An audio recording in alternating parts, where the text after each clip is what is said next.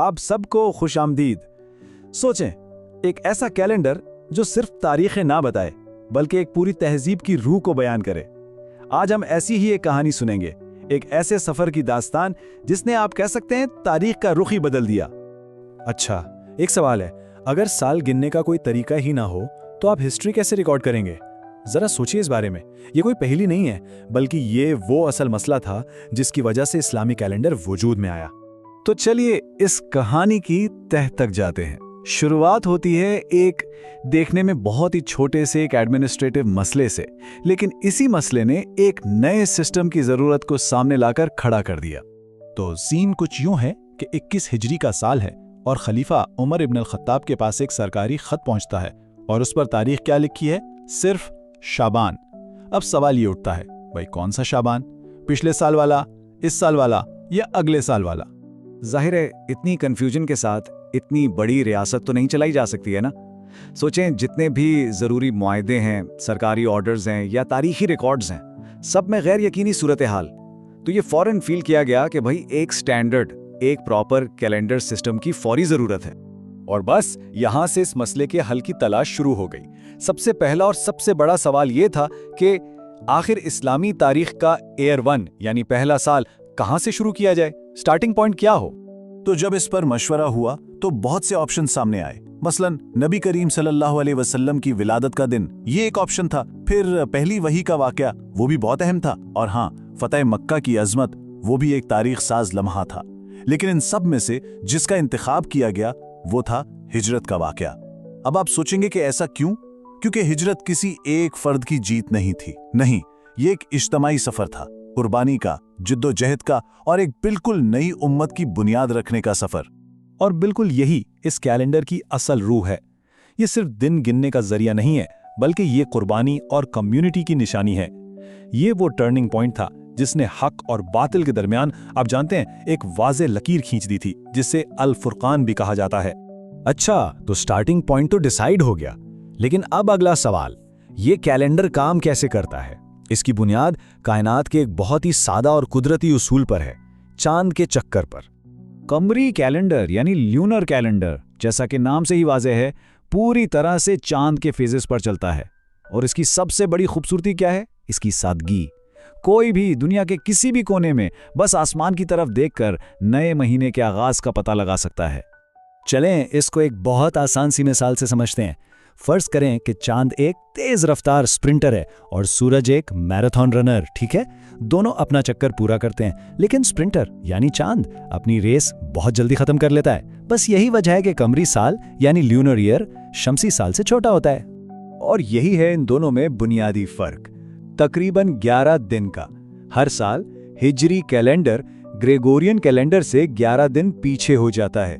और आप जानते हैं, यही वजह है कि रमजान और ईद जैसे अहम दिन हर साल 10-11 दिन पहले आ जाते हैं और इस तरह वक्त के साथ साथ हर मौसम में आते हैं। कितनी दिलचस्प बात है। तो इस्लामी साल में भी 12 महीने होते हैं और उनके नाम तौकीफी हैं। इसका मतलब है कि ये अल्लाह की तरफ से मुकर्रर किए गए हैं और इन्हें बदला नहीं जा सकता। मुहर्रम, सफर से लेकर ज़ीहिज तक हर नाम के पीछे एक तारीख छुपी हुई है। अच्छा, इन 12 महीनों में से 4 महीने ऐसे हैं जिन्हें अश्वरे हुरुम यानी हुर्मत वाले महीने कहा जाता है। रजब, जिलकाद, जिलहज्जा और मुहर्रम। और ये बहुत पुरानी रिवायत है, इस्लाम से भी पहले की, कि इन महीनों में लड़ाई झगड़ा, जंगो जदल रोक दिया जाता था। इस्लाम ने अमन की इस खूबसूरत रिवायत को ना सिर्फ कायम रखा बल्कि इसे और ज्यादा मजबूत किया।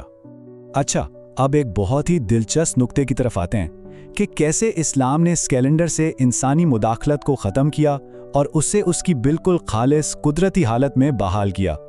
इस्लाम से पहले अरब में एक प्रैक्टिस थी जिसको नसी कहते थे।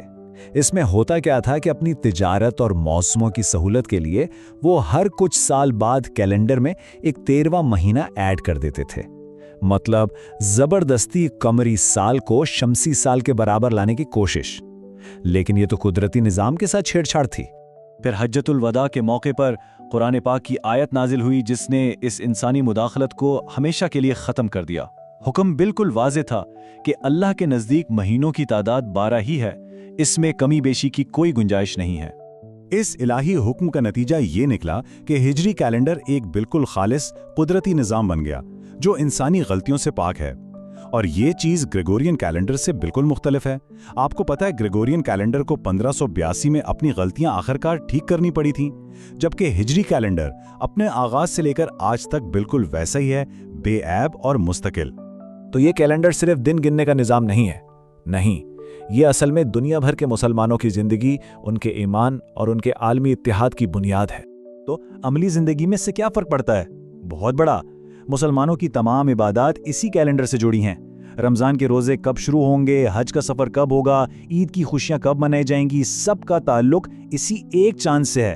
तो ये सिर्फ एक कैलेंडर नहीं, बल्कि एक रूहानी रिश्ता है जो इंडोनेशिया से लेकर मराकेश तक सब मुसलमानों को एक लड़ी में परोता है। चलिए आखिर में देखते हैं कि ये तारीखी कैलेंडर आज के जदीद दौर से कैसे जुड़ता है और हम इसे कैसे समझ सकते हैं। और हाँ, अगर कभी ग्रेगोरियन साल को हिजरी में कन्वर्ट करना चाहें तो उसके लिए एक सादा सा फॉर्मूला भी है। एक रफ अंदाजा लगाने के लिए यह फॉर्मूला 622 साल के फर्क को और दोनों कैलेंडर्स की लंबाई के फर्क को जहन में रखकर बनाया गया है, जिससे आपको एक अंदाजा हो जाता है। तो इस पूरी गुफ्तगू का खुलासा क्या है? वो ये कि कैलेंडर सिर्फ दिन गिनने का एक टूल नहीं होता। नहीं, ये एक पूरे वर्ल्ड व्यू, एक नजरिए की अक्कासी करता है। और हिजरी कैलेंडर का वर्ल्ड व्यू ईमान पर, कम्युनिटी पर और कुर्बानी पर मबनी है। और आखिर में मैं आप सबके लिए एक सवाल छोड़कर जा रहा हूं। अगर आपका कैलेंडर किसी एक तारीख से नहीं बल्कि एक सफर से शुरू होता हो तो वक्त के बारे में आपका तसव्वुर कैसे बदल जाएगा? इस पर जरूर सोचिएगा।